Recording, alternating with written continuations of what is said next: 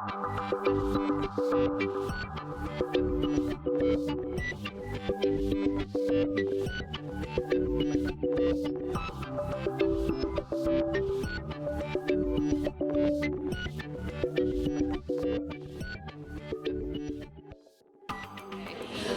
name is Natasha Ugrinic. I'm the SA Business Development Manager for Brickworks Building Products.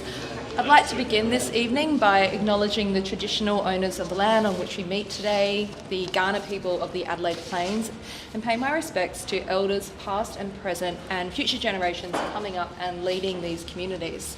Now, on behalf of Brickworks, thank you for joining us for our first ASBN event for 2021. It's been a while and we're delighted to have you back. Thank you, or Natalia, as we say in Kaurna country. Now, I hope you've each had time to, grab a drink and settle in for a really great evening together. This evening's topic is Cities for People. I'm really looking forward to listening to our esteemed panel and all of our attendees unpack this incredibly timely topic.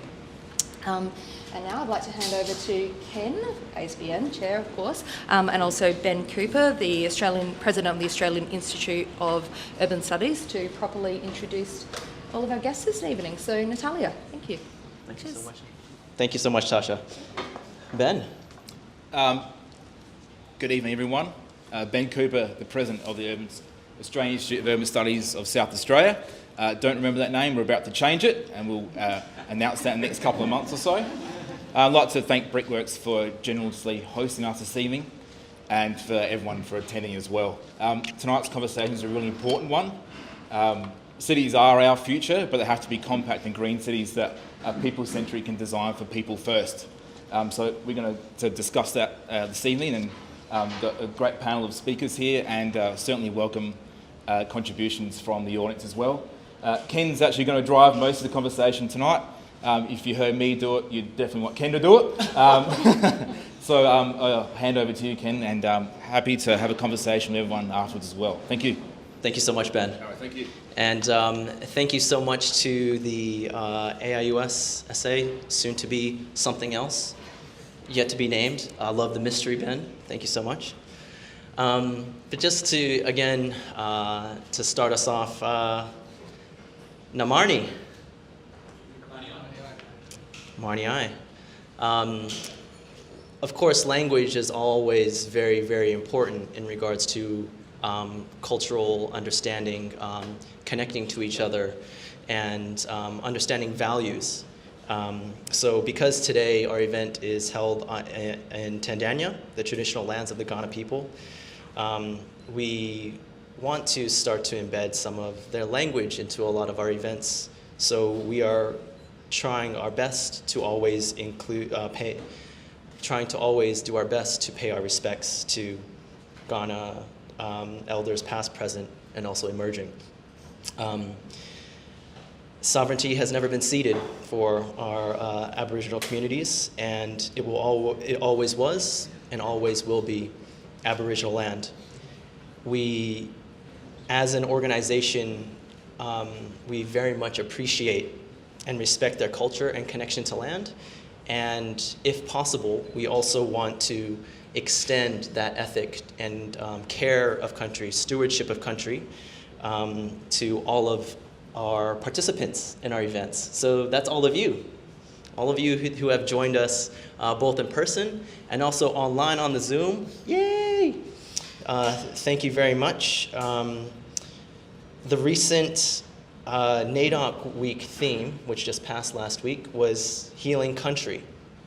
And as Ben has also alluded to, the built environment, our cities, has a big role to play in how we heal country. And I can't help but reflect on the idea that if we're going to also heal country, we also have to make sure that we're creating healing between people as well. And so if our theme tonight is all around cities for people, then how do we make sure that those are all interconnected? So on that note, I would also, again, like to say, welcome to you all. Welcome to another session for the Adelaide Sustainable Building Network, the ASBN for short. in collaboration with the AIUSSA. My name is Ken Long. I happen to be the chairperson of this fantastic organization, and I'll be leading our discussion tonight alongside with these fantastic people that I will shortly introduce. But just quickly, put your hands up in the air if you just don't care. I'm just kidding. No, not that one. You woo woo woo. Put your hands up if you've ever been to an ASBN event before or have had hashtag the ASBN experience. Oh, we've got a lot of groupies in the house. How do we do on Zoom? Do we get a lot of people at home putting their hands up? Maybe two. We like to party. It's how we do. But outside of being a little bit, how could I say that, overly joyous of a group, we also happen to be an organization that tries to facilitate a lot of conversations around sustainable built environments. So our vision is actually to inspire built environments which regenerate people and planet. We're starting to consciously embed the language of regeneration and not just sustainability.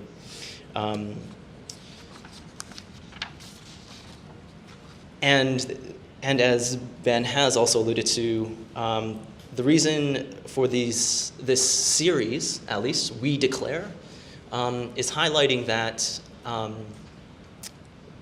prior to the pandemic hitting the world, Australia was really recognizing that we got to, especially with the fires that were just taking over our whole nation, across the nation, and recognizing that we got to deal with climate change. And even though people have been saying for a really long time we have to deal with climate change, we have really yet to put the pedal to the metal, so to speak. So when a lot of professional organizations have said, we declare a climate emergency, governments have been saying, we declare a climate emergency, we started an event series saying, we declare too, and we hope that your declaration isn't just lip service. And when you declare a climate emergency, it's not just it's never a silver bullet. So one aspect of sustainability that happens to maybe not be addressed as much is that outside of being a very complex issue, it does require people to understand how are they intrinsically linked into our ecological systems. And if our cities are not, our built environment, our cities, our homes, our precincts are not connected into that ecological framework, then are we actually doing right by the people? So we've gathered a slew of fantastic people from South Australia to really look at this from a very multidisciplinary sort of angle, because again, sustainability, a sustainable future or even a regenerative future is not really possible unless we have a multi-lens set up to how we approach problems. So just to introduce our fantastic panel, and before we get stuck into the conversation, I'd just like to give them a little bit of shine. All right.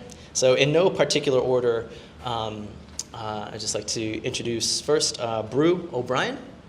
Hello, Brew. Brew's been working as an innovation consultant for over 15 years, and he has a lot of exposure to the world, working in over 20 different countries, and directly contributing to the design and development of policy, services, brands, and communications. He currently actually is the principal of the Future of Home initiative at the Australian Centre of Social Innovation, TAXI. And partnering with governments, philanthropy organizations, and people, the Future of Home is working to catalyze a future where all Australians can live and age well in a place that they choose to call home. And Brew has generously brought a few of the books around the Future of Home here at our event, but I'm pretty sure that's also available online and things like that for the people on Zoom. Yes. You can, yes, sorry. you can Google the future of home taxi, and it'll be the first Google thing, and you can either download a soft copy or request a hard copy, and we'll send one to you. So take one tonight. They're around the place. They're there to be had, and or you can go to the website. Thanks. And there's no doubt that part of this discoveries of this process with taxi will come out in tonight's conversation. Next, we have Dr. Angelique Edmonds. And Angelique has quite a passion for design education and public engagement, so Angelique was actually trained as an architect, and she operates professionally in 2 roles. So she is a senior lecturer in the architecture and sustainable design courses at UniSA, and she independently is the founder and creative director of School of Creating Change. She's also an author, and her recent book is called Connecting People, Place, and Design, and draws together 15 years of her practice and research regarding human relationships to place, our capacities to connect with one another and place, and the extent to which contemporary public design mechanisms allow public participation. And a little bit of a small personal note is that Angelique was also my thesis supervisor. So hopefully she doesn't get on me too much for the effort that I made during those times, during this panel. So thank you so much for being with us, Angelique. And we also, to Angelique's left, maybe your right, we have Jen St. Jack, who is a climate change consultant and the board member of AIUS SA. She works with state and local governments to connect people, ideas, and policy with the aim of accelerating action towards a livable, safe, and resilient South Australia now and also into the future. So thank you very much for all your work, Jen. Really appreciate it. And I appreciate you also being here. And then also to Jen's left, your right, we have Or Shalev, who is the Urban Design, Transport, and Infrastructure Lead at Cox Adelaide, and has managed projects that range from railway stations, bridges, major roads, through to urban planning, connectivity, and placemaking. Or has a very strong commitment to appropriate and sustainable design solutions that focus on the individual and community's experience of space, travel, and city. And as such, he's engaged in placemaking associated with the transformative potential of mass transit design and its repercussions on streetscapes, gathering places, and the economic growth inherent in strengthening of people-centered urban design. So thank you very much for also joining us, Or. And on our end, bookending our whole panel tonight is Dr. Faye Patterson, who is a transport planner and traffic engineer who has specialized in walking and cycling for 25 years and has also gained an Engineering Excellence Award and PhD along the way. You can almost see that across all of our panel members. They have to be highly acclaimed to even sit in these seats. So yeah, that's how we roll. Again, that's how we party. Sorry. But Faye is now retired, and she applies her expertise as a volunteer with Bike Adelaide, and also an expert member of the Cycling and Walking Australia and New Zealand, and an organization which brings together Australian and New Zealand transport agencies, local government, walking, cycling, and health representative groups to share and build knowledge about active transport. Faye also happens to be a councillor of Norwood Payneham St. Peter's Council, and she actually represents the most politically green ward in South Australia, so fantastic. So if you all could just join me in just giving a round of applause. Make them feel welcome, y'all.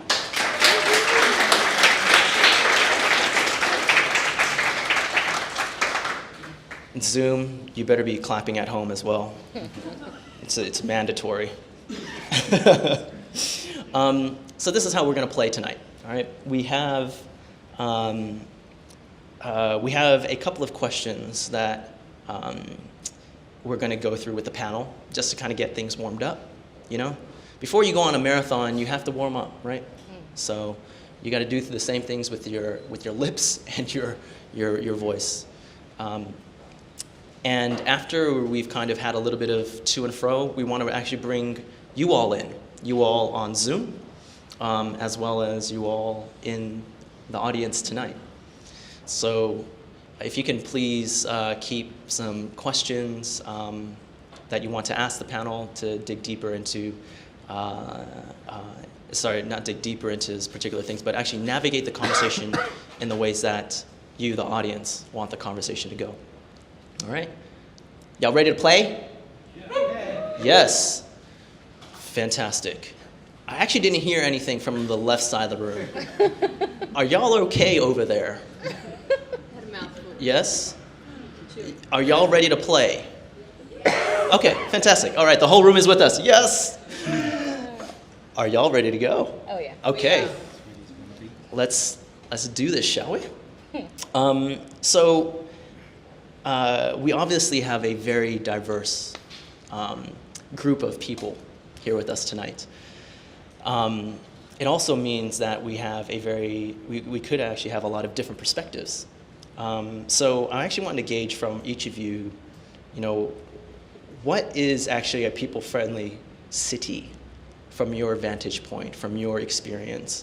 And also going forward, how do we ensure that the design, not only of the physical built environment, but also the unseen sort of systems, the social systems within our cities, actually do put people first and elevate people? I'll let anyone go off the jump. Who wants to come off the top rope? Angelique! Go for it. Okay, I'm going to go very blue sky, because you've given us that opening.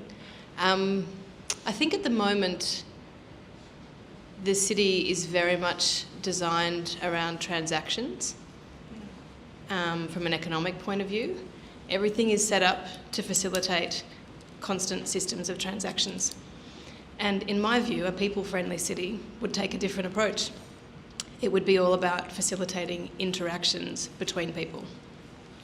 So the systems would operate differently, and that might mean that the physical design might operate differently, because the highest value would be to facilitate connection between people.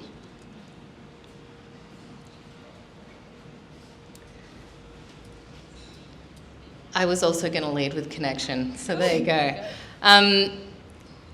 I think that's spot on, but I think I'm going to go even more blue sky and say that a city for people is one where people can experience connection, joy, beauty, fulfillment, enjoyment, but it's also one that is functional and performs, not just for transactions, but keeping us healthy and actually being, for example, livable temperature into the future. That's a big priority for Adelaide, being such a hot place, and it will, of course, get hotter.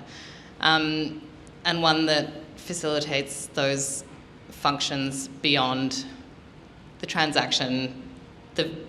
The movement of vehicles through the city is a key focus at the moment, and that's not the only function that the city has to perform. And yeah, I was going to ask Orr from, we've already got keywords of beauty and connection, and then also like functioning. So how does that all get pulled together from an urban planning kind of sense? I was going to say that if you want cities for people, you need to ask the people what they actually want, and that it's hard to, as a panel of experts, or a design team, or government, to come and tell anyone what that might be. And in my experience, we've been transitioning into a design methodology which allows more and more interaction with the end users and the people who are actually engaged in the space to take part. And there might be some transaction and a lot of interaction in that, and that's probably fine. And so, yeah, just asking the question in the first instance and being collaborative and being inclusive. Not to say that, because you go to any neighbourhood and you say we're upgrading footpaths, and the first thing anyone will tell you is don't get rid of my car park.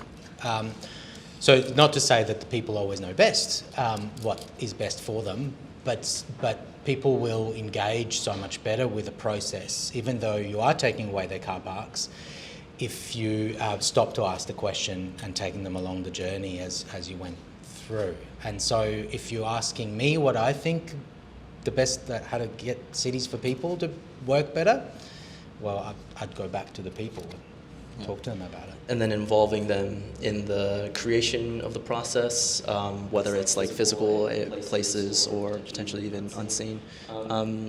Brew, can I bring you in on this a little bit?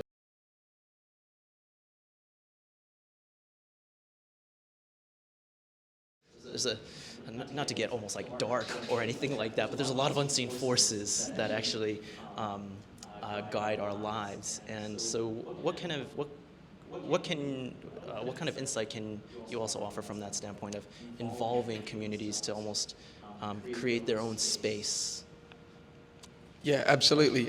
So yes, we do a lot of work in sort of the unseen spaces, and we do a lot of work with people.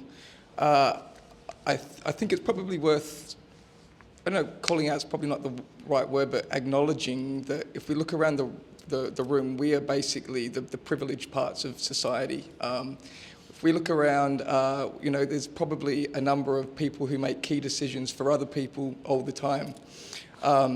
And I think I totally agree with you all, and I think we absolutely need to be asking people what they want, but I think there are some key conditions as a society and the system in the broadest sense that we actually need to be collectively investing in, and one of those is a I'm going to call it, I'm going to sound a bit evangelistic, but that's my license, I'm up here.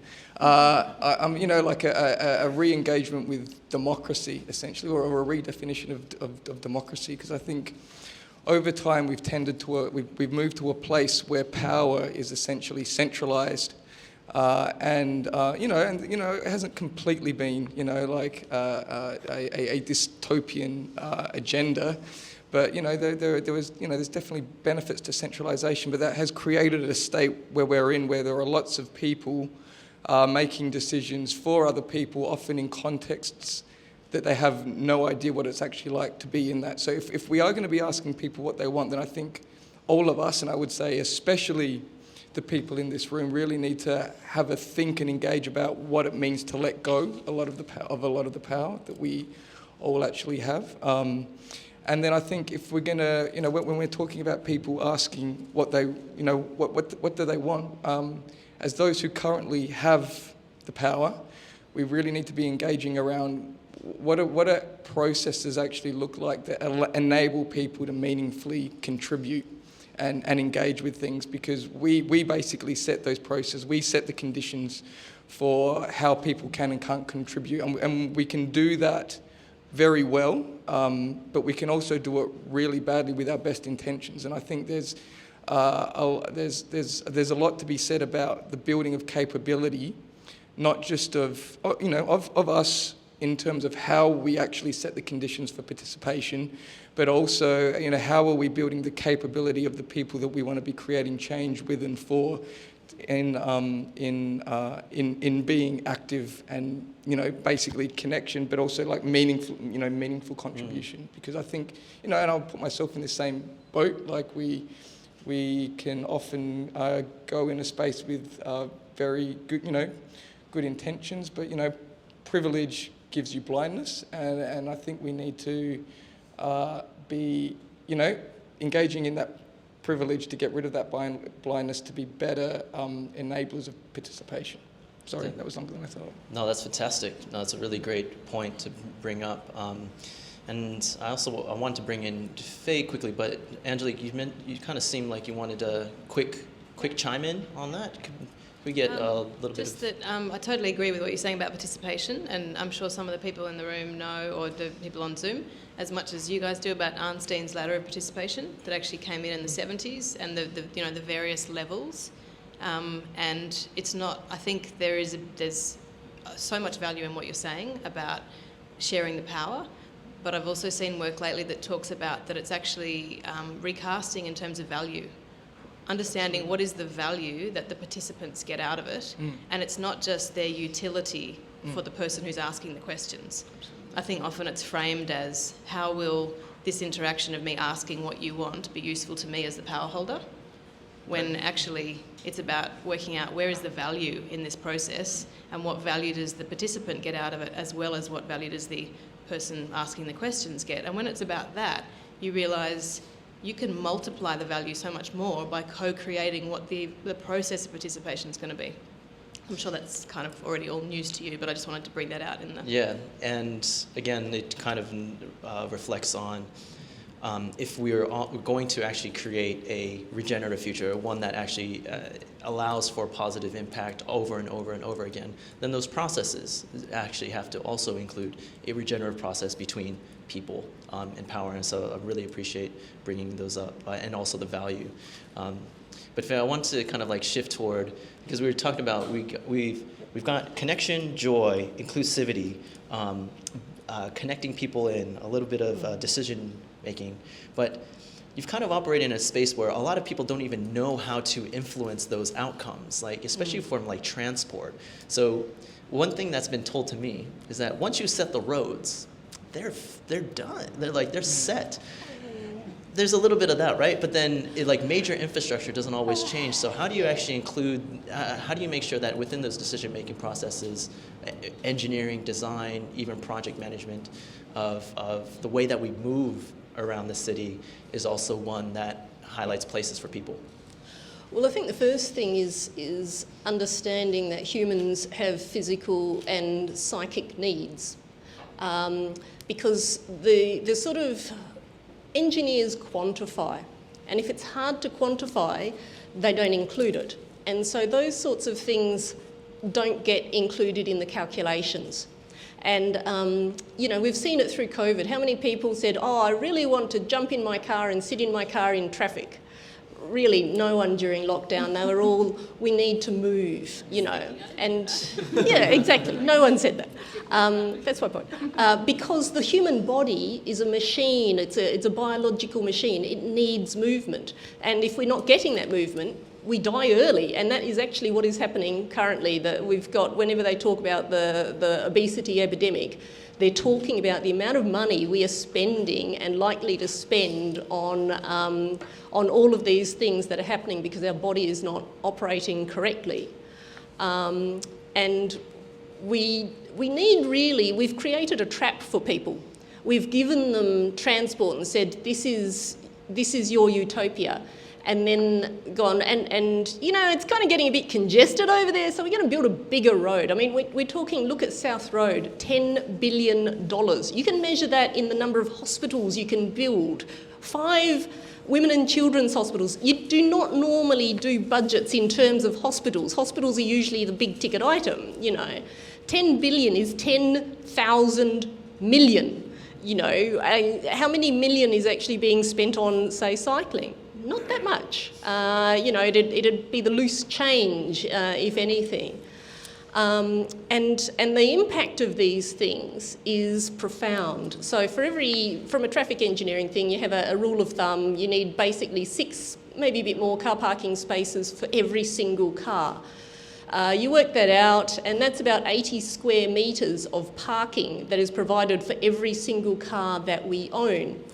But if you try and get people out of their cars, they're like, I can't get anywhere, and it's fair enough. So one thing is, first of all, you need a vision. You need leaders who can picture and pitch somewhere that we actually want to be. And it shouldn't be that hard. How many of us have gone to Europe or seen photos and gone, wow, happy people riding bikes. My kid doesn't say I want to ride a bike because I think it will save me money or help the environment or improve my health. They want to do it because it's a lot of fun, a bit of fun. We've forgotten that transport could even be enjoyable until possibly COVID. And that investment in all of that space means that we don't have space for other things. We talked about a compact city. You can't get a compact city when you're just sprawling it out and putting suburbs further and further away, putting people into further and further transport disadvantage because it takes them so long to get to a job, to any of the services they need, that they have to go all around the city. We are designing for cars, we are not designing for people. Not only that, we are designing for peak hour. Peak hour is 15% of our traffic. Yep. The rest of it we are not designing for. You try and be a pedestrian crossing a road and you'll kind of start to understand, and it's like hardly any surprise that we are getting more and more car-centric. So the other thing we need to do is offer a way out. And there are mechanisms, we can't just say, everyone stop using your car, because we don't have the public transport. We don't that's sort of those like sorts the of things. conundrum that we end up kind of being in terms of in South Australia and Adelaide, so to speak. Yeah, but I mean, if the government wanted to support car share, if you look in Germany, car share is part of their public transport system. So when you get a public transport ticket, it not only gives you access to trains, to buses, it also gives you access to taxis, to bike share and to car share. Why? Because there are different types of mobility, different needs, and these things can work. So if we do have those options, but the first thing we need is the vision that there is a better future, and it's actually a better future that you will enjoy more. I mean, that's the big one. Wholeheartedly agree, and hand claps all around on that bit, because Jen, I wanted to bring you back in on that kind of bit, because in terms of, we're all hitting a lot of fantastic nails on the head, I have to say. But what Faye kind of mentioned around like vision and leadership and things of that nature, like, climate, the climate change, I guess, like wicked problem, if you'd like to say, we haven't had much vision or leadership in this space that we can really latch onto to say that we're on the right road. And do you feel like that's something that we need to actually look at other people to do, or can we actually carve that kind of leadership out for ourselves? It's an interesting one because we're in this position in Australia where we are the bottom rung in the world for federal climate policy. But not South Australia. We should not be lumped in with the rest of them. No, just kidding. Well, you'll be pleased to know that local governments are actually taking leadership, and the We Declare the Climate Emergency, that has been a local government initiative. Norwood, Payneham, St. Peters? No. That's interesting. We specifically didn't. Sorry. The motion came up, and we specifically didn't declare. Okay, boomer. But the interesting thing is, since then we have actually adopted a climate reduction strategy. We have adopted a target of net zero by 2030 in council things. So it's kind of weird. You can look at Norwood and go, but actually our councillors are really lovely people who are connected to the community, and they will do what the community wants, even. So it's kind of weird. Yeah, I think a lot of councils struggled with this. What do you mean by a climate emergency? Getting caught up in the terminology, gets confused with emergency management, blah, blah, blah. But it's, in part, there is that difficulty around terminology and emotional responses to certain words because we have this lack of leadership at the federal level, because it's been tribalised and highly politicised, thank you, coal lobby. And that has caused this kind of fracturing in the community in Australia, where people are very alarmed and pro-action, or they're, completely on the other end of the spectrum and pretending that it doesn't exist, la la la. And local governments, as the closest level of government to community, have been listening, and that is why they're taking so much climate action. The other reason local governments take climate action is because it is impacting them right now. So councils are dealing with the financial impacts. They're dealing with roads getting washed out, stormwater infrastructure getting damaged, potentially being sued for allowing developments to occur in risk-prone areas.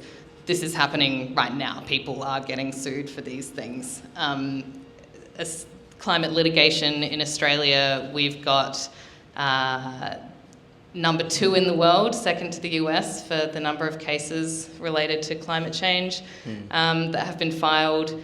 I think we might, in the new assessment of how bad our climate policy is, we might have stepped above the US, who's on the bottom. Thank God. But that was when Trump was still in, so we're probably on again. We're back in the second run. Wasn't there a group of teams as well who've taken the state government to task in Victoria? So New South Wales, basically the court has decided that the Federal Environment Minister has a duty of care to protect children and young people from death by climate change, essentially, when they're making decisions about anything that goes through the EPBC Act, if anyone is familiar with that.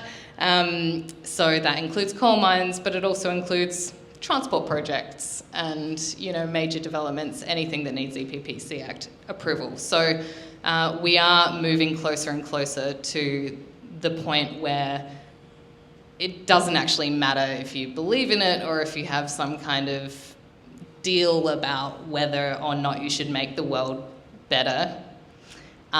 If you don't want the world to be better, you have to make it better anyway, because you'll get sued. Because you'll get sued. It's going to cost you a lot of money. Your insurance prices are going to go up. Your cost of doing business is going to go up. You're not going to be able to borrow money from the banks because they don't want to lend money to people who are trying to make the world worse. They want to lend money to people who are trying to make the world better.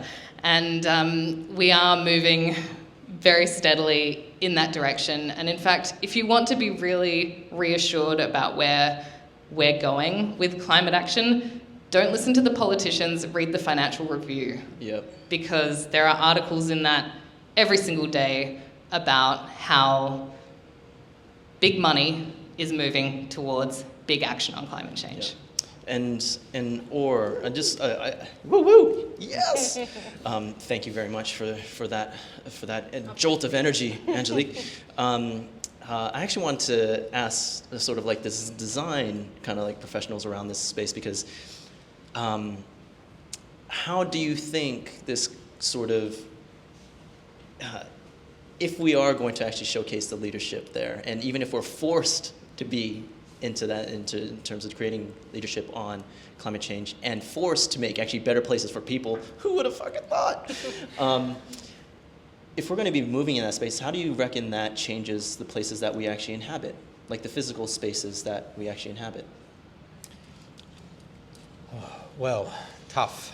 Architects are often at the end of not quite at the end of the food chain, but I was about to say, what are you talking about? We're very far down the food chain, because by the time we get a project, someone had to fund it, someone had to come up with the idea, someone else had to fund it, and the brief was already written, and a lot of other consultants have already been there, and then we get the, can you just do this and make this pretty? Bit of the brief, and so we pick up a project often after the main decisions, which are in the sphere of what's been talked about here, have already been decided, and we have to scrape away a little bit of budget somewhere to fit a cycle lane in, or reduce the amount of, or increase the amount of fly ash in the concrete, or some really ridiculously tiny improvement on what is fundamentally a massive bridge with 6 lanes each way diverting traffic to, creating more space for cars. And you can't really come up at that stage and say, guys, you got this wrong. Like, why are we building another road here? So it comes back to almost like that vision and brief, which, Angelique, did you want to... Oh, sorry.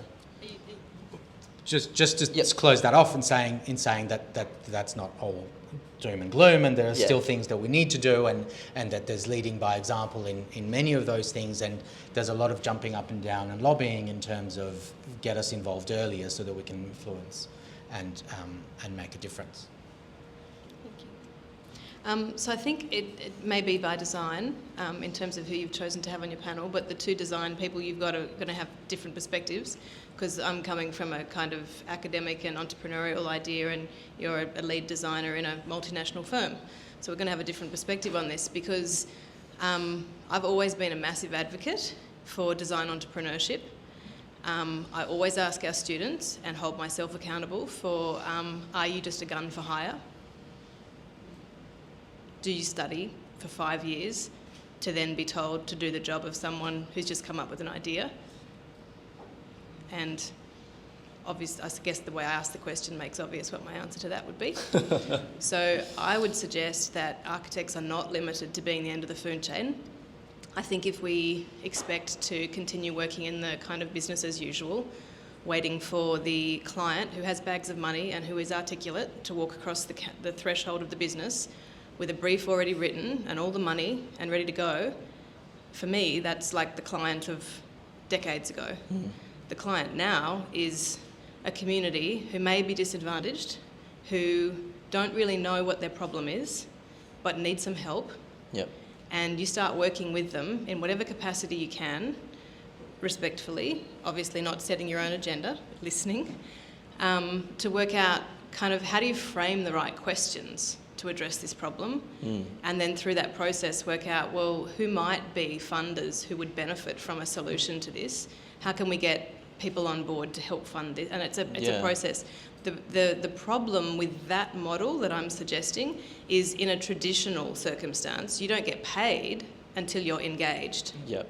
And so in the traditional version, people aren't doing that because it sounds like, thousands of hours of pro bono. So, I get why it's controversial to discuss, but if we are asking climate emergency and other leaders to make systems change, then I think as design professionals, we have to be part of the systems change that we operate within. And I'm not suggesting for people who have mortgages and children to support that means you go out and work for free. I get there's responsibilities that everyone has to manage.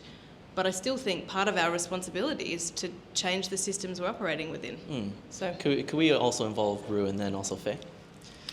Thanks. So I think like an emerging thing that's coming out is this idea of leadership and the role of leadership. And the predominant, say dominant culture perspective of leadership is this idea of leading from the front, right? Like setting an agenda, leading from the front. And I think it's when we're talking about participation, when we're talking about who's setting the brief, I think there's a real opportunity here to collectively as a society and in terms of how we hold our leaders to account, to redefine the notion of what leadership is. And there's lots of work going on around, you can look at this from a broad perspective or from discrete examples, specifically within organisations, but the role of leadership changing and it evolving into this role that's not leading from the front, but it's more an enabling and leading from behind, and basically increasing the participation of the people who you're working with, and I mean that from the broader sense.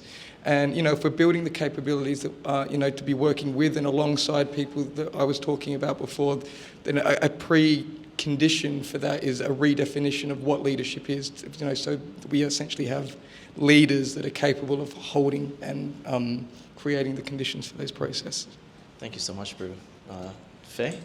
Yes, well, I sort of wanted to concur with Or's comments about, you end up, as a traffic engineer, we've done all of this planning, now can you just make it good for this? And And I get frustrated with that because you're retrofitting a new suburb. And there's a real problem with sort of business as usual in terms of our strategic sort of level planning. So if you actually look at a lot of the leaders out there, they will have agencies that do really good structure planning and things like that and then deliver on that. We have a tendency to put sort of developers in charge, and the business as usual model tends to be, okay, well, first of all, I need to put a major road that connects my road to the arterial road, and then I'll put some feeder roads in, and then I'll work out what my yield is going to be, and you put the number of houses and they're going to be like this, right? You know, and you've already set the road structure. You've already set all of those things. Now, if you look at some of the really innovative stuff, if you look at Houghton in Holland, there's a fantastic thing where all of the traffic goes around the outside into sort of garages, and the inside has all of your active transport. It's got the urban development,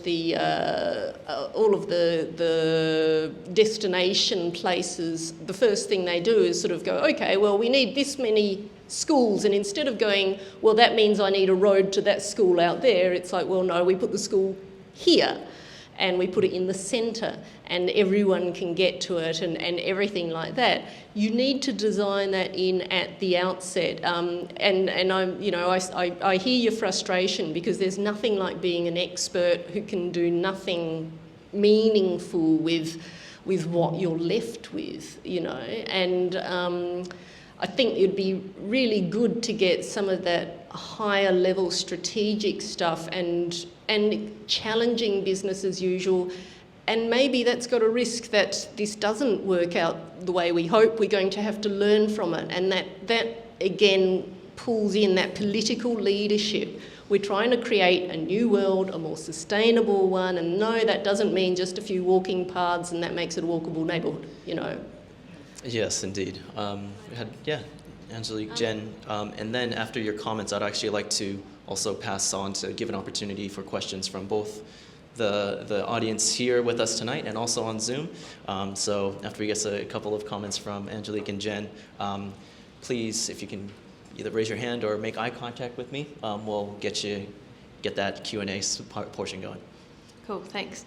I just wanted to come back to some of the themes that have been talked about. You were talking before about centralised decision making, and then when you're talking about changes in leadership and, you know, someone else saying once the roads are in, they're in, and, you know, bad luck after that, and that I was talking about design entrepreneurship, and if I didn't adequately empathise with the situation of being an expert at the end of the chain, I'm sorry, because I do also agree with what you're saying. It's tough. I think we know already with climate emergency that to get the ship to turn around is going to take quite a while. And I think nearly everyone in the room is probably in agreement that small agitating change is probably where things are going to grow from, rather than suddenly telling everyone, right, we're going to go in the other direction. So on that note, I don't know how many of you would have caught that Rory Hyde wrote a fantastic Architecture AU article that was available online and still is, from the middle of last year, from his apartment in London, his architect, talking about how we are all reimagining our living environments because the cars have stayed either on the street or in the garage for months. And how do we reimagine the infrastructure we have in that circumstance?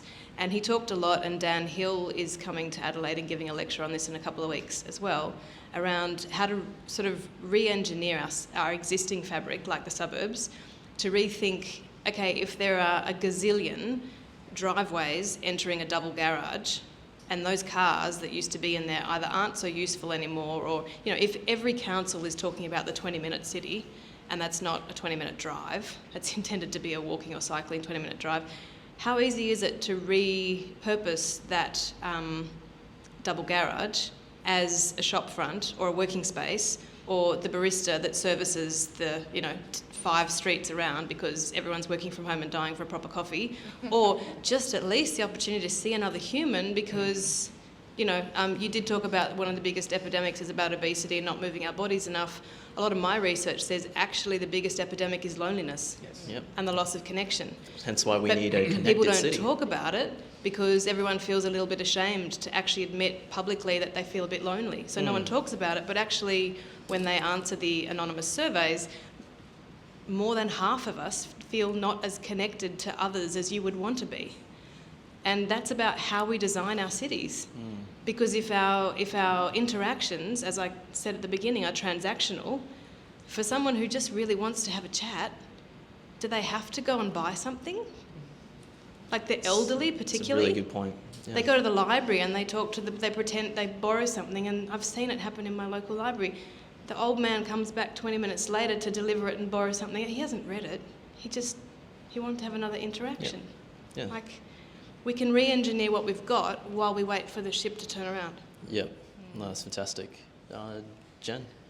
Yeah, just picking up on what both of you were saying about re-engineering and retrofitting and the need to do that in all of these incremental changes. There is no silver bullet to take action on climate change to make the world a better place. It does take, millions and billions of tiny actions. But the thing I wanted to say is, because we're now entering this period of rapidly increasing uncertainty, nobody knows what they're doing. Literally nobody knows what to do and what the best thing is, because the present that we have is not good information on which to base decisions about the future. And, we've seen that with COVID and everything that you were talking about. So everyone working in climate change is basically making it up as we go along, and we survive. Don't tell them that, Jen. Don't tell them that. It's true. But we survive and we get things done because we're all doing things at hell for leather speed, trying to just do whatever we can on the ground, and then talking to each other and going, what did you do? Did that work? Oh, sweet, I'm going to do this over here. And just trying to spread and scale. I would love to say best practice. That's what I usually say. It's literally whatever seems to vaguely work, let's just keep doing that. And you've come up with another amazing thing. Sweet, let's do that too. And you see that through local governments in South Australia, and I have to get in a plug for the regional climate partnerships here, which are 11 partnerships across South Australia between state and local government, as well as Regional Development Australia, the landscape boards. And they are talking to each other all the time, saying, okay, how do we do this? Let's share what we know, share what we don't know, and see what we can do to just make this happen so much faster. Yeah, and we do have acknowledging that a lot of people are doing a lot of little things is all very, very, it's not only important to acknowledge, because a lot of people think we're not going fast enough, but one thing, I also heard this in sort of like a regenerative design and also circular economy sort of forum, where it's like we actually don't know, the tipping point comes a lot faster than we think it will. So then as long as we continue to kind of go ahead, it will actually snowball. Just wanted to put it out to the audience. Do we have any questions to kind of guide where our conversation will go next? Do we have anything on the Zoom, Tim? Give it a minute. Well, Zoom, if you got a question, pop it in the chat. We've got a question over here. Could you please wait for Tyler to bring you the mic so we can actually catch that on audio as well? Thank you. I thought the panel discussion is very lively and interesting. I was just interested in knowing about the new planning system, whether the panel has any thoughts or comments on if there are any opportunities or weaknesses in dealing with the climate change issues under the new system in SA. So planning. Yeah, I'm not really seeing any major changes. There are a couple of, fiddling around the edges and that sort of thing, but yeah, no, not really. I don't know about anyone else. Or have you read the new planning guidelines? I haven't, but I've just connected my eyes with Michael over here, and he tells me it doesn't. Yeah, it won't. That's not where we should put our hopes in, I think. That is so diplomatic. Just to add something to that, I think we're all expecting it to work wonders and do magic. It's a change in process before it's a change in policy, I suppose, and the planning department was pretty keen to make that clear. There have been a couple of great changes. One tree policy, Ali Collins, word up. Sorry, Ali. Woo woo! Shout out. But which is a great step up from no requirement for any kind of tree or landscaping, which is what it was before. So I think the potential, now that it's much more spatially oriented and because it's centralised, it has the potential to roll out changes much more quickly because there's one development plan that needs to change. So fingers crossed for Gen 2. Yeah. And there's always a lot of good opportunity, right, to that being almost hopefully more of like a live document that continues to mold. Then hopefully we can continue to push it in the ways that it has to, because you have to trial things and then improve on them, right? That's part of the innovation process, right, Brew? So do you have a question in the back there? If you could, again, wait for Tyler, that'd be great. As fast as you can, Tyler. Yo! Fucking funny. Tyler's great. He's fit. Hi, this is a question for Orr. I know there's been a lot of processes by the time the design brief gets to you, but with the changing lifestyles with COVID, has there been an appetite that if you say, look, hang on a minute, you haven't considered this, have you thought about that, what about environment sustainable, that people will then actually, okay, and changing that process, so maybe it gets to you first. I don't like being the kind of the negative person on the panel, but what we've... It's okay. In my sector, which is transport and infrastructure, and my main client being the department, what I've seen is a lot of money come down from federal government that needs to be spent very, very quickly. Thank you very much. We don't care what it is, just build it. Which we obviously have always said back to them, oh, that's very nice, thank you for the money, but maybe we should focus this on really useful stuff rather than this. That doesn't go very far with, we've just got to spend this money, thank you very much. So, not yet. I think we will. I think as much as we love the third most livable city in the world, really love being able to do this together. Adelaide kind of experienced COVID light, in many senses, and we might have missed out on a lot of the benefits that it. People in London apartments. You really are -4. No, just kidding. Which is not You're to say right, I haven't really enjoyed being able to send my kids to school and cycle into work as I always do. I do enjoy doing that.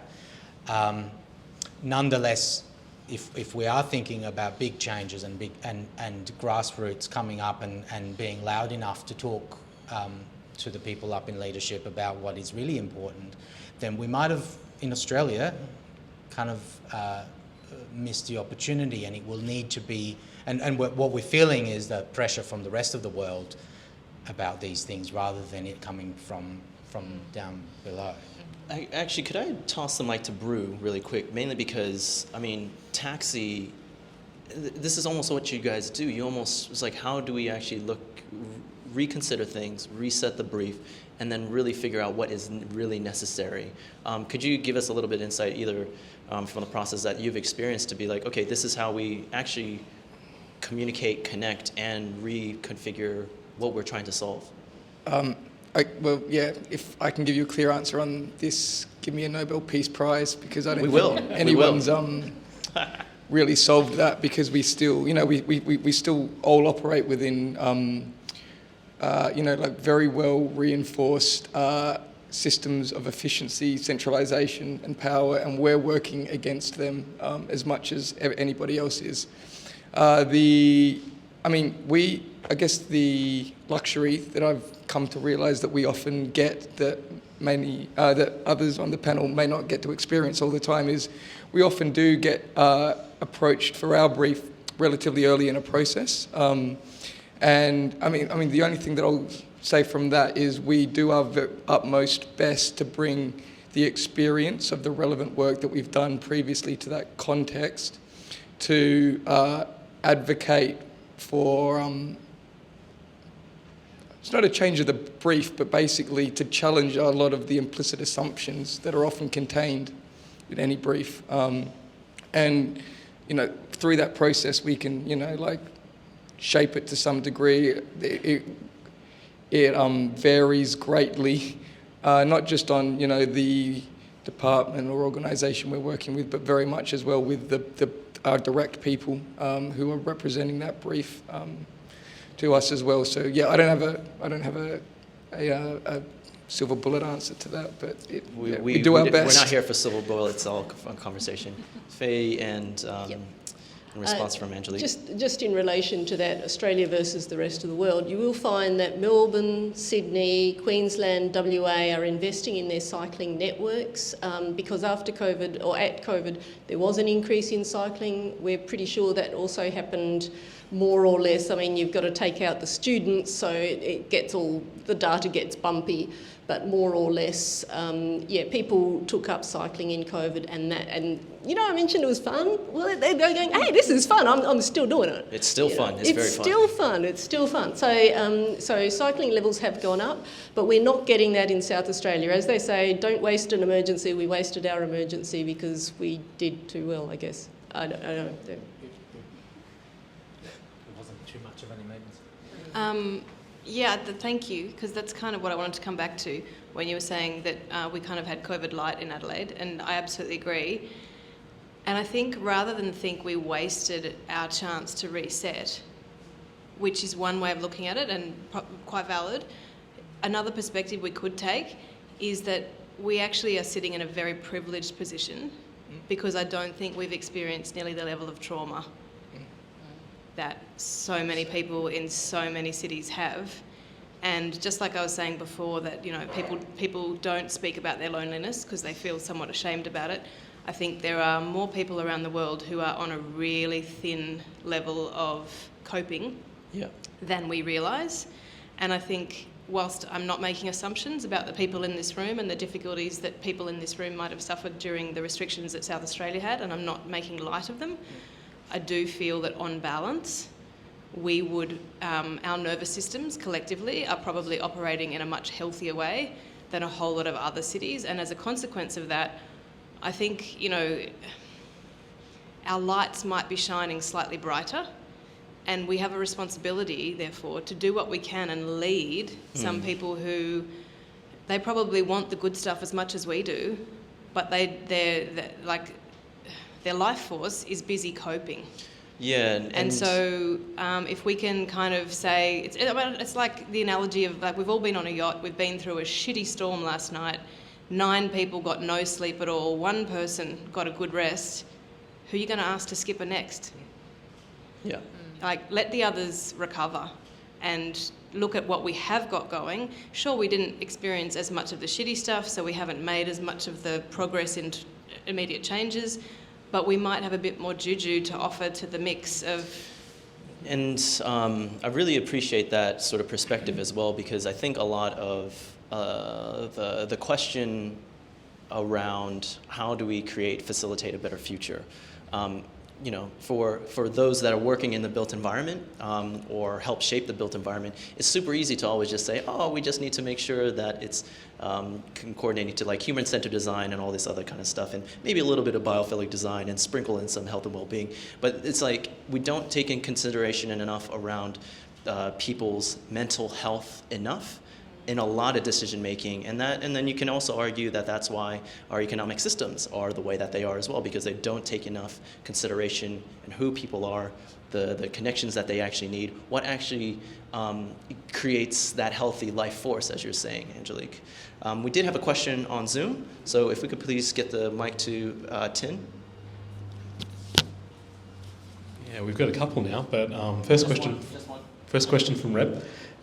What does a connected city for people mean in a COVID world, especially for public transport ridership and our community shared spaces?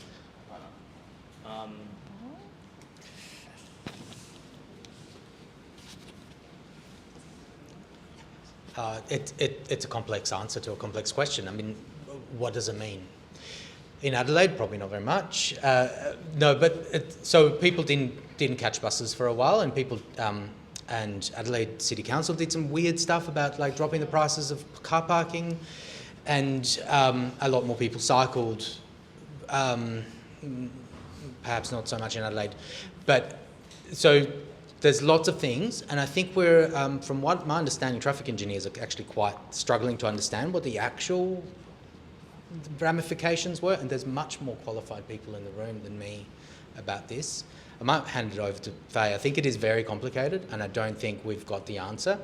More cycling, more walking is always good, and it's always going to make a city more livable. But it's not everything, as I think the panel has been very good at highlighting. I'm just going to make an answer on the way through. It's not just about the grey infrastructure, making it appealing to be in places that are outside involves green and blue infrastructure as well. So I can't believe it's taken me this long to get to this. But yeah, trees, green space, rain gardens, wetlands, all of that good stuff that just does so much for our city, our mental health, our risk reduction, our just wanting to be outside, whether that's having a tree-lined street to walk under as you take the dog around the block, or whether it's having a park to go to with your kids and play that's not covered in astroturf or granulated rubber. You know, these things bringing, I can't believe I'm even going to say bringing nature back into the city, but recognising that we live in the environment and making that urban environment a pleasant place to be is, I think, probably the best thing you can do to enable connection in our urban environment.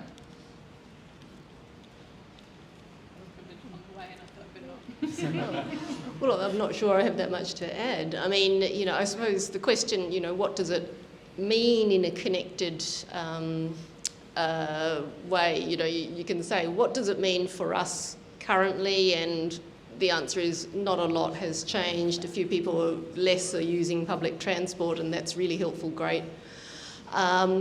But if it means that people have reconnected, and this has happened overseas, that they've reconnected with their need to be outside, reimagined what their streets can be. I mean, you give me a road, you let me take out some of that parking, you let me say, you know what, 30 kilometres an hour would be really good or something, and I will rip up that bitumen. And doing that, I'll actually save money in road maintenance, just as a by. And that will give you infiltration. In Norwood, we're getting something like 80% of all of our ground is covered. And in climate change talk, that means that when we get the storms that are coming through in summer in particular, we are getting flash flooding. We are spending millions of dollars trying to upgrade our stormwater system, and we're at the bottom of the pipe. We got nowhere to go. We're going under houses. We're going sort of not quite through houses, but geez, we'd love to if if it didn't upset the householders. We've got all of those problems. If we could rip out some of that bitumen and get it back down. We've got trees that are stressed by lack of subsurface moisture. Those stress trees are sort of really not helping. We need more water in the ground because we need to address the urban heat island effect. What's the urban heat island effect? Lots of concrete and lots of bitumen really don't help. We want to pull that out. And if you give me that capacity, where does that capacity sit? A hell of a lot of capacity sits in roads. And that's what I mean about having a vision. And you know, you look at some of the overseas places, the kids don't get driven to the park because they're playing outside their house. So that in terms of like the engagement. question around, you know, what does like that transport and things like that mean in like a post-COVID kind of world? If we actually look at that through a multi sort of like layered lens, then if we're actually giving space back to nature to actually potentially draw people back into that space, the concrete jungles that we currently create probably aren't as, people maybe aren't as enthused to actually spend time in them perhaps. Brew, you want us to respond a little bit? I'll let Brew speak, and then we got one in the back. Cool. Yeah. I think we can't also let go of the opportunities for connection that COVID has given us as well. We've done quite a bit of work in social isolation, especially with older people and the causes of it. And one of the themes that comes through time and time again is older people who have spent a lot of time in a suburb, I'm talking 20, 30 years, have noticed the big changes in how those suburbs have operated over time and their neighbourhoods. And one of the things that comes out time and time again is, and I am not advocating for a return of women to the home, but over, 20, 30 years ago when men did the work and women were the caregivers in the suburbs, there was a lot more people in our suburbs on a day-to-day basis. And that created a lot more interstitial connections, which was essentially the relationships that deepen over time through repeated interaction, actually really come to create deep, meaningful connections for people. And it's also those relationships that fundamentally enable information to travel through neighbourhoods, which is key in giving people tangible ideas and how they can act to support the people living around them. Over 20, 30, 40 years, I'm going to continue ride this theme, we have seen a change to the centralisation of work and where stuff happens in our cities, specifically into the CBDs. So I think connected, if we're looking at social distancing and the opportunities for COVID, I think we've got an opportunity to be investing in the localisation of life and a deconcentration away from cities into our neighbourhoods, into our suburbs, and not just the women, I mean everyone, so that we are all given those opportunities to connect more with the people that we're living around, literally from opportunities from where we're spending our time on an ongoing basis. Yeah. Thanks. We have a question in the back. Thanks guys for the presentation. It's been really, really interesting discussion. Thoroughly enjoyed it. I have a question around something that was touched on pretty early in the piece, the sort of co-design stuff. I guess it really makes sense to me that if we're designing cities for people that we want to be doing that collaboratively and hearing from people what they want. But I guess I really like Or's point about, you ask people what they want and they'll tell you they want car parks and all the rest of it, really resonated, I guess. And from my experience, it's almost like what comes first, the chicken or the egg, right? Do we need to be visionary and say, here's a project that, from a top-down perspective, here's something that is awesome, prove to people it's awesome, and then hopefully they learn their lesson? Or do we get out there and sort of go collaborative from the start? Relatively early in my career, definitely don't know all the answers, but what are the sort of really tangible things that we can do to both get input from people but meet the sustainability objectives that we're trying to? Someone who has written the book? Well, and actually, can I just say, Angelique, I loved your point about design entrepreneurship. I guess entrepreneurs, what do? They get an MVP and they go out and they test it with customers, right? So it's sort of, is that the equivalent of a pop-up bike lane? Is it a test, the MVP, and learn and do it? What's the answer there? Yeah, no, I think you're right. The way you took that and what you've created out of that comment, I love, because I totally agree. And it's something, even the parking day thing that they did in the city here in Adelaide for a while was, a good point on trying to show you what it could be like if we gave up some parking places. But coming back to your larger question, there was an amazing project some people in the room might remember that happened about a decade ago in Adelaide called 5,000 Plus. It was run by the Integrated Design Commission, and I worked on it with a team of other people. It was led by designers. There was a very brief moment where there were about 8 of us who were brought into DPC, Department of Premier and Cabinet. It came out of Laura Lee's Thinker in Residence, and it was to design an integrated design strategy for Adelaide. So to answer your question, we prototyped a process in that which the then Premier, Jay Weatherill, said at the end of the 2-year process, this is how we should be doing all policy. So as a very brief rundown of how it worked, to answer your question, yes, if you start with asking people what do they want, they often tell you they want better bin collection and so on. But if you start with conversations that actually invite, and I was engagement leader on it, we had 6 public forums, and those forums were actually about teasing out what are the themes, the thematics that need to frame the questions that we need to ask. So it took the community's input to frame the problem questions, and then the budget allowed us as designers to work out, well, what are the lead questions in that, to distill them. And then we would go out to 3 different design firms, which we called design testing, and ask them each to come up with a different scenario for how that problem would be solved, or how it could be thought about. And then went back to the public with, here are 3 options.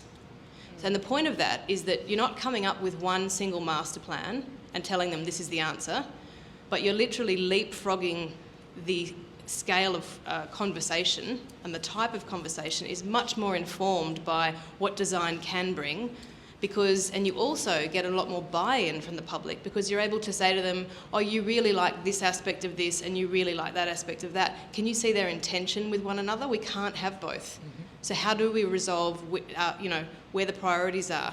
How do we as a public have a conversation about which parts of this we're prioritising as being more important for all of us versus, and I think someone said before, and there's a great quote from Manon that says that a deliberative process doesn't answer what everyone wants, but because of the opportunity to have been involved in that conversation, people often accept that the outcome is not what they asked for, but because the value that that person places on having been involved in the process means they're more likely to feel okay about the outcome, because they were educated in the process of just how complex this is.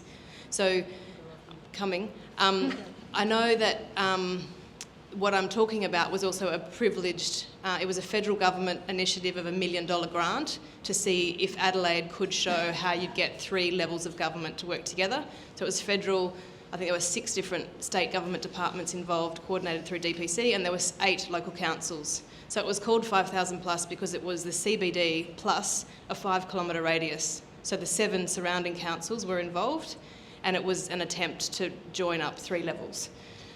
I won't discuss why we're not still doing it, because it's very political, but there has been precedents. They've been done here in Adelaide, and Perth and Sydney still talk about what Adelaide did with 5,000 Plus as an exemplar of how you do public consultation. But it needs the budget for design testing. Before your comment on that, Brew, I was wondering if I could actually bring Jen back in on this bit, because even in the sense of, we're talking about people, right? But then at the core of climate change is also to make sure that we're making sure we're doing all this stuff for people as well, for our survival as well. So when it's talking about that process, and you're also involved in coordinating a lot of different regions, can you kind of what you've gleaned from even Angelique's comment around that, how does that involve in terms of climate action from even multiple stakeholders, even beyond? Yeah, the thing that I was thinking about when Angelique was talking, and also about the regional climate adaptation planning process, is that it started off with asking people about their values. So not what should we do about climate change, but what is it in our region that you value? How is that potentially threatened by these changes that are happening in the climate? How resilient or vulnerable are those things that you value to those changes, and therefore what should we prioritise in our actions? So very much based around value setting. So the things that we thought were important 10 years ago in taking climate action are not the same things that are, it turns out, important now. And things like climate risk and everything I was talking about with finance and legal and insurance, that has just really come up in the last 5 years. I'd say even like 3 or 2. Yeah, like so locally, 2016 it really kind of kicked off, Yeah. but it's been just going. Like people whoop. are really feeling it now. Yeah, people are definitely feeling it, and I think people are feeling it in the community as well. You know, last year's bushfires were just this huge turning point in the national psyche when it comes to climate change. This is a terrible, terrible thing to say, but I'm going to do it anyway. Climate practitioners, I think, everywhere in Australia, were going, oh my God, this is so, so awful. But I'm really glad it's happened because, you know, use your emergency, as someone, I think Faye mentioned before. It did switch people on and get people to understand, okay, this is really, really happening. We really, really need to do something about this. And Got eclipsed by a pandemic. Yeah, and then the pandemic happened and we all went, are you for real? Yeah. Because we finally got some traction and it got kind of pulled out from under us. But and that's sort of like the thing in generally around even environmental action or action on climate change is people all keep on saying it's like, well, are we going to let are we going to essentially let disaster hit us and then learn from that disaster, which a lot of people have doomsday kind of thing. And that's why apparently climate change literature is a fantastic genre to read these days. it's not zombies anymore, it's climate change. It's climate change, come for us. But we do have an opportunity if, again, we show that leadership and decentralization. I just want to, sorry, Brew. If you have time. We don't have time, and we have one question from our Zoom, so we're going to finish out all the questions on the Zoom. Thank you very much. Sure. I've got a question from Lachlan. What does aligning transport and urban planning with low emissions outcomes look like? Or have a crack. On the way past, I'm going to say bikes on buses would make a really big difference. Well, I'd say, well, that's easy, because transport is the largest emissions sector after stationary energy, and our stationary energy is rapidly decarbonising. Transport isn't, and the best thing that you can do, more than electric vehicles because of the sort of turnover times and everything like that, is jump out of a car and onto a bike. A bike will give you the range. I mean, if you can just walk or if you can catch public transport, that's also fantastic. But just doing those, that would rapidly decarbonise. And I mean, you know, Adelaide, we have quite a high use of cars. We actually, I don't know if you realise this, but our occupancy level is less than 1.1, which means that, you know, sort of every 10 or 12 cars will have a second person in it. I suspect some of those are taxi sort of trips, and actually the occupancy is like 0.5 because you only need to go in one direction, but you had to have people going on also.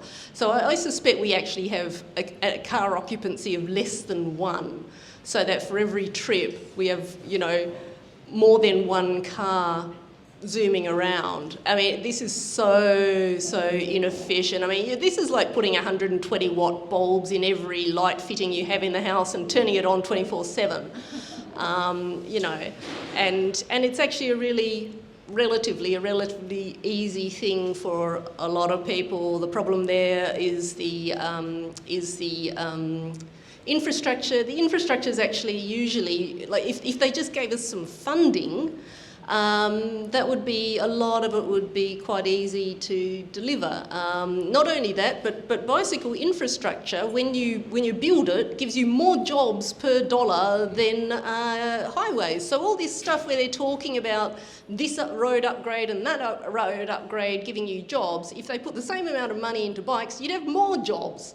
That's right. And jobs and growth. Yes. Yes. Jobs, growth, Gotta and put it low right in emissions. there. Yeah. Why is it hard? Yes, and exactly the health E-bikes. benefits of all that kind of stuff.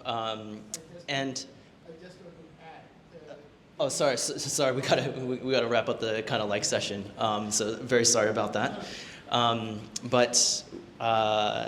And I really appreciate a lot of everyone's energy for this kind of discussion, because obviously this can continue on and on and on, mainly because again, there's no silver bullet to how do we actually make cities work for people, but the theme that I guess we've always been trying to drive through this conversation is the cities that work for people are the ones that will also create healing for our ecological systems. Because yes, exactly right, Angelique, because we are part of the ecology. And just to kind of like wrap this up for us, we've had themes around decentralization, especially around like power, economics, understanding privilege, understanding health and well-being, both from a mental standpoint, but also a physiological sort of standpoint, and needing to have the vision and leadership around this. But just to kind of wrap this out and a quick fire for down the line, because we have the microphones at the bookend, but can you give us maybe like a quick thought bubble around how do you see people-centric cities, like valuing the actual people will actually start to curb biodiversity loss and heal our ecology in place? It's a big question to finish out on, but we want some inspiration to go home to, please. So just going down the line, if y'all could just give a quick answer to that. If we can address the transport inefficiencies, as I said, it can release a lot of land in our cities, and that land can be converted to ecological systems. We're finding out that even on verges, the microbiome there is very valuable. And it's just realising that we need to move. We're often very lazy. It's the human condition. We need to move. Let's do it. Thank you, Faye. And quick plug is that in our earlier sessions on We Declare, we also talked about the microbiome and how important that is to physiological and mental health.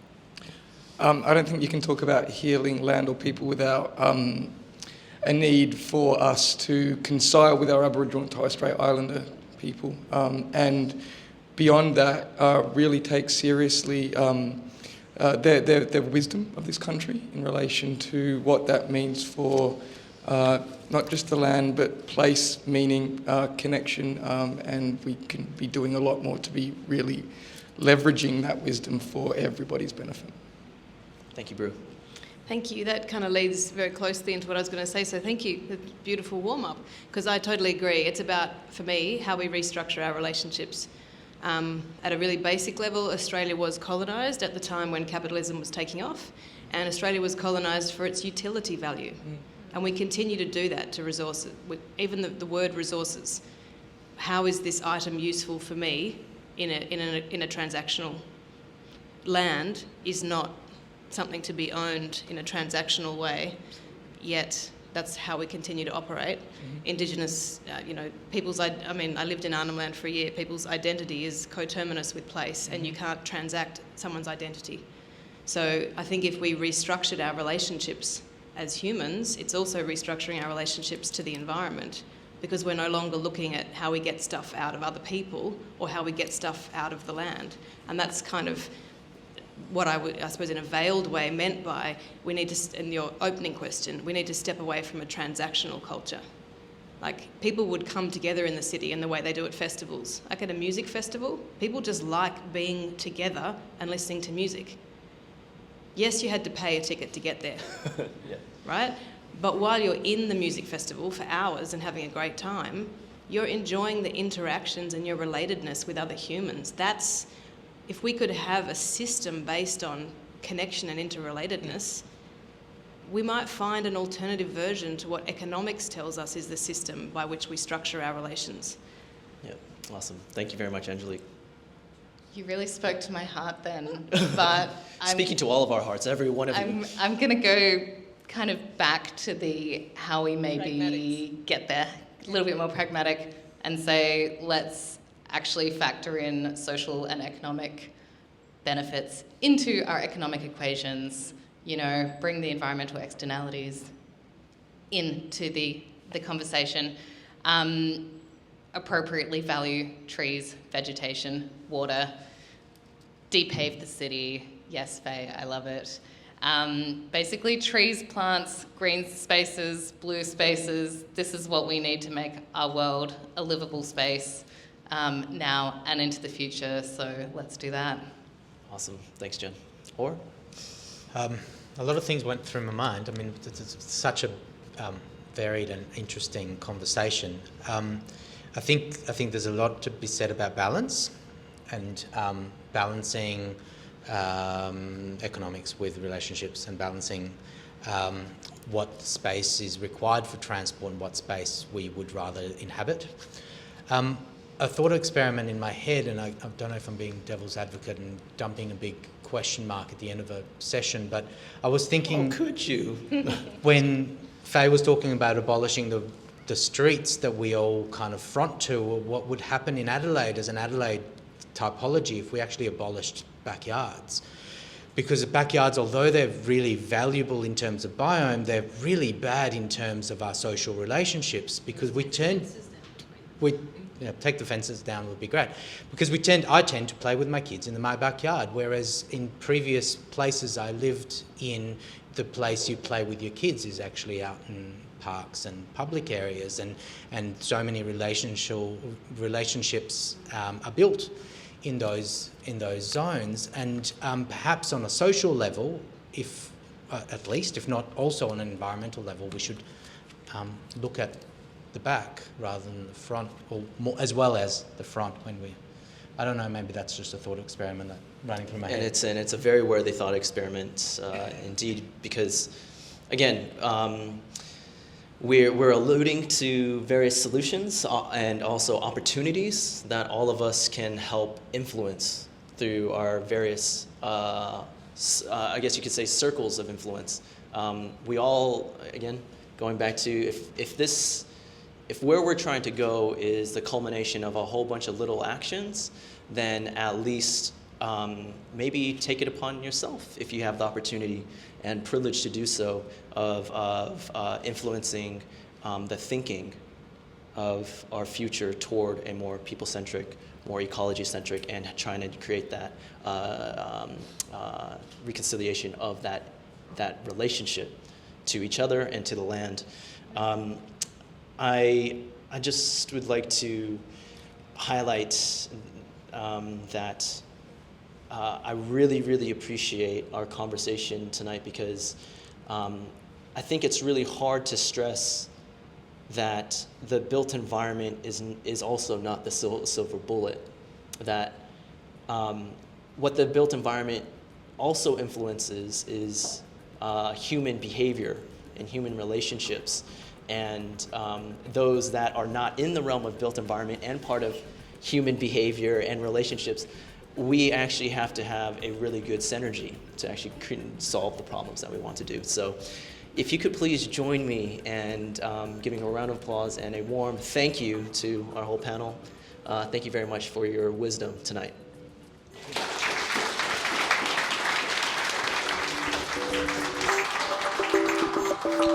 And thank you to all of you. All of y'all are special in yourselves as well. You came out tonight. You provided the questions. You gave us the energy.